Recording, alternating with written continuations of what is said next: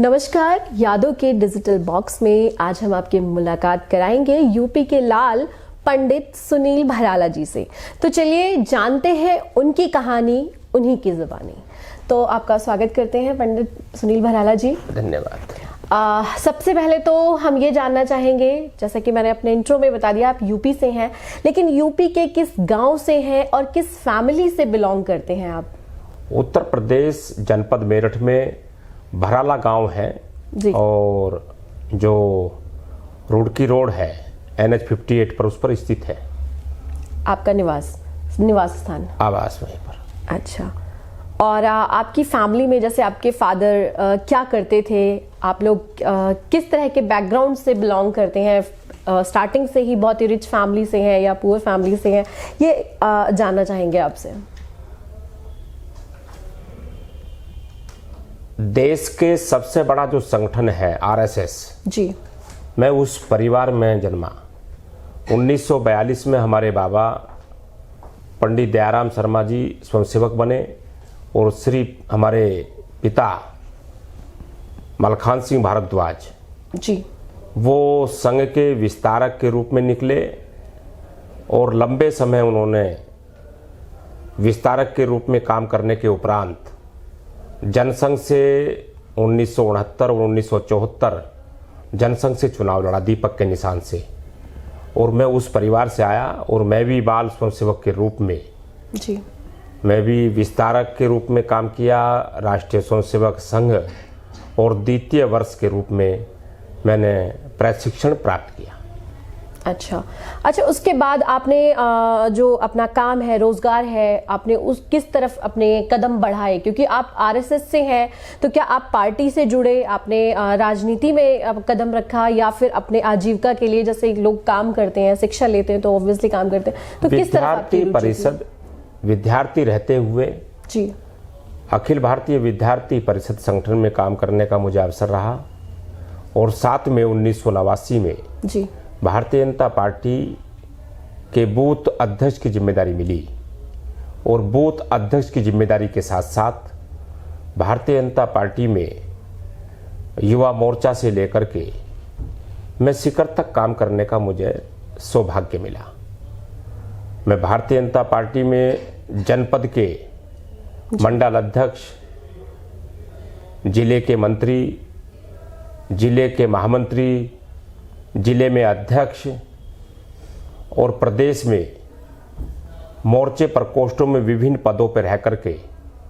Bharatiya Janata party में राष्ट्रीय उपाध्यक्ष मजदूर मोर्चा, राष्ट्रीय संयोजक भाजपा झुग्गी झोपड़ी प्रकोष्ठ जी, और उत्तर प्रदेश सरकार में दर्जा राज्य मंत्री का काम करने का मुझे सौभाग्य मिला। और वर्तमान में भी आप कर रहे हैं अभी? और वर्तमान में भारतीय जनता पार्टी के उत्तर प्रदेश सरकार के साथ साथ जो अपना राष्ट्रीय परशुराम परिषद का फाउंडर बनने का भी मुझे अवसर मिला और झुग्गी झोपड़ी जीवन उत्थान मिशन में भी राष्ट्रीय अध्यक्ष के रूप में दायित्व निभाया। अच्छा, किस किस तरह के काम आपने इसमें किया? ये जो आपको पद दिया गया है, किस किस तरीके का काम आपने अभी तक किया है? उत्तर प्रदेश सरकार में 1950 और उत्तर प्रदेश सरकार के दायित्व से पहले जी, जब भारतीय जनता पार्टी में एक काल हुआ करता था जिसमें झुग्गी झोपड़ी बस्ती की पहचान भाजपा की नहीं होती थी। भारतीय जनता पार्टी की पहचान जो वैश्य, ब्राह्मण और ऐसी एक पहचान थी, उस समय झुग्गी झोपड़ी बस्तियों में भाजपा के झंडे लगा करके बस्ती बस्ती जाकर के, गांव गांव जाकर के, और ऐसे दबे कुचले लोग जो पंडित दीनदयाल उपाध्याय जी ने जिनका नारा दिया, एकात्म मानव दर्शन दिया जी, अंत्योदय जैसी हमें एक प्रेरणा दी, उन गरीब परिवारों में बस्तियों में रहने वाले लोगों को उनको कल्याण और उत्थान करने का मुझे अवसर मिला। हमने सरकार से पहले भी हजारों परिवारों में जाकर के उनको राशन कार्ड जैसी व्यवस्थाओं जो सरकार के द्वारा दी जाती थी वे दी। उन परिवारों में जाकर के जहां मिट्टी के तेल से और सरसों के तेल के दीपक से उन गरीब के बच्चे, झुग्गी झोपड़ियों बस्ती परिवारों के बच्चे पढ़ते थे, उन बच्चों के लिए, उन परिवारों के लिए हमने इस देश के अंदर पहली योजना प्रीपेड मीटर की योजना महाराष्ट्र से लाकर के उत्तर प्रदेश में लागू करवाने का काम करने का मुझे अवसर मिला। अच्छा। उसी के साथ साथ में देश में एक बड़ी पहचान बनी कि झुग्गी झोपड़ी बस्ती परिवार में रहने वालों को, उनको घरों में वो कैसे जाएं, साथ साथ में जो ऐसे परिवार जो घुमंतू जाति के रूप में जाने गए, जिनको गाड़िया लुहार के रूप में जाना गया 1950 के बाद, जिनके परिवारों के बच्चे उन गाड़ियों के नीचे ही पैदा हुए, उन गाड़ियों में उनकी शादी हुई और उसी में उनके बच्चे जवान हुए, फिर शादी हुई, फिर वहीं सड़कों पे उनके बच्चों के बड़े बने, छोटे रहे। ऐसे अवसर उन परिवारों को जिन्होंने अपने आज़ाद भारत में अपनी भूमिका निभाई थी, ऐसे परिवारों को मेरठ के अंदर भारत का पहला मिसाल बनी थी। ऐसे 500 परिवारों को घर दिलवा करके हमने ये मिसाल कायम की थी कि जो गाड़िया लुहार दुद्धलिए जिन्हें हम कहते हैं, वो क्षत्रिय जाति से आते थे, क्रांतिकारी थे, उनको हमने इस देश में एक पहचान दी, उनको एक आईडी मिली, उनको राशन कार्ड मिला, उनको घर मिला, उनको मतदाता सूची में नाम करने का अवसर मिला। तो ऐसे बड़े काम करने का भी मुझे अवसर मिला और पूरे भारत में झुग्गी झोपड़ी बस्तियों में रहने वाले परिवारों को हमारे प्रयास से, जब भारत में सरकार श्री नरेंद्र मोदी जी की 2014 में भारतीय जनता पार्टी अभूतपूर्व समर्थन लेकर के आई, उस सरकार के माध्यम से ऐसे 62,000 परिवार लगभग, जिनको सरकारी मशीनरी जिन्होंने इग्नोर कर दिया था, जिन्होंने योग्यता होते हुए अनफिट बता दिया था, ऐसे परिवारों को पुनः संबंधित जिलों के जिला अधिकारियों से वार्ता करके जी, उन परिवारों को भारत के प्रधानमंत्री श्री नरेंद्र मोदी जी के द्वारा दी गई उस योजना का लाभ ऐसे 62 परिवारों को दिलाने का उत्तर प्रदेश में मुझे अवसर मिला, दिल्ली में मुझे अवसर मिला। अच्छा, आपकी एक परशुराम परिषद समिति भी है, तो आप थोड़ा सा इसके बारे में हमें बताएंगे कि इसका आपने निर्माण क्यों किया, इसकी जरूरत क्यों पड़ी आपको? राजनीतिक दलों में जातियों का बड़ा महत्व है जी, और जो लोग राजनीतिक दल बनाकर के जाति पर आधारित काम किया, जिन्होंने उन दलों के मुंह पे तमाचा मारने का काम राष्ट्रीय परशुराम परिषद ने किया। मेरठ में सन 2016 में ब्राह्मण महाकुंभ करके और उत्तर प्रदेश में जो एक परंपरा बनी थी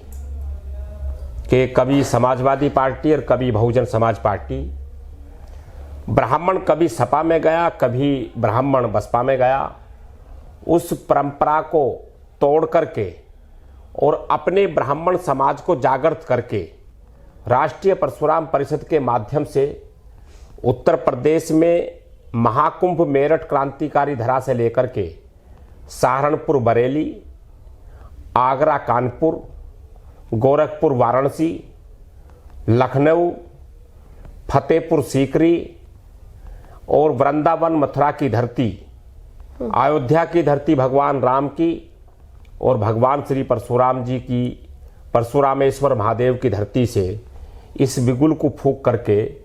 समाजवादी पार्टी की और बहुजन समाज पार्टी की कमर तोड़ने का काम भी हमें, इस अवसर का भी काम करने का ये राष्ट्रीय परशुराम परिषद ने करके दिखाया। और जो लोग भगवान श्री परशुराम जी, यानी कि वो हिंदुओं के, सनातनों के भगवान, उसको जाति पर आधारित बना करके जो राजनीतिक दल उनको वोट के हथियार में दुरुपयोग करने का काम करते थे, उनका भी कमर तोड़ने का काम राष्ट्रीय परशुराम परिषद के माध्यम से किया। जी, जानना ये चाहेंगे कि पंडित सुनील भराड़ा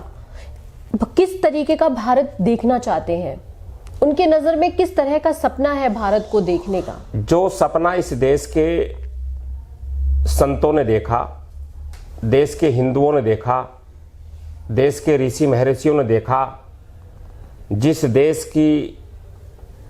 आरतियों में और मंदिरों पर जब आवाज आती थी, ऐसा भारत जिस देश में गंगा बहती हो, दूध की गंगा बहती हो जी, ऐसा भारत जिसकी राम राज्य की कल्पना, रात के 12 बजे भी हमारी घर की बेटी कहीं भी जा सकती है, अकेली जा सकती है, गहने पहन करके जा सकती है, ऐसे भारत की कल्पना जिसकी सड़कें विकसित हों, भारत के अंदर उद्योग हो, भारत के अंदर बच्चा पढ़ने वाला विदेशों की हिरस ना करे, और ऐसा भारत जो विदेशों के बच्चे भारत में पढ़ने आए, ऐसी कल्पना,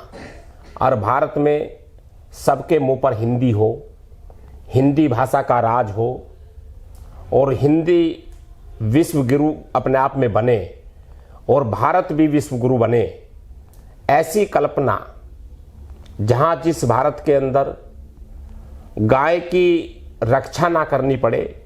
गाय स्वयं आज़ाद रहे, यहाँ की बहन बेटियां स्वतंत्र रहें, ऐसे भारत की कल्पना हमारी कल्पना है,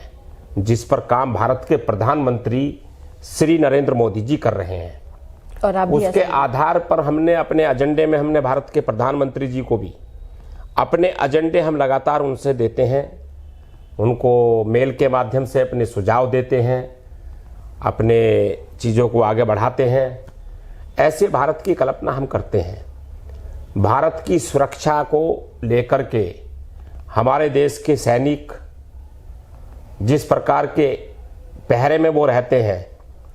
देश के सैनिकों से ही डरे दूसरा देश, ऐसे भारत की कल्पना मैं करता हूँ।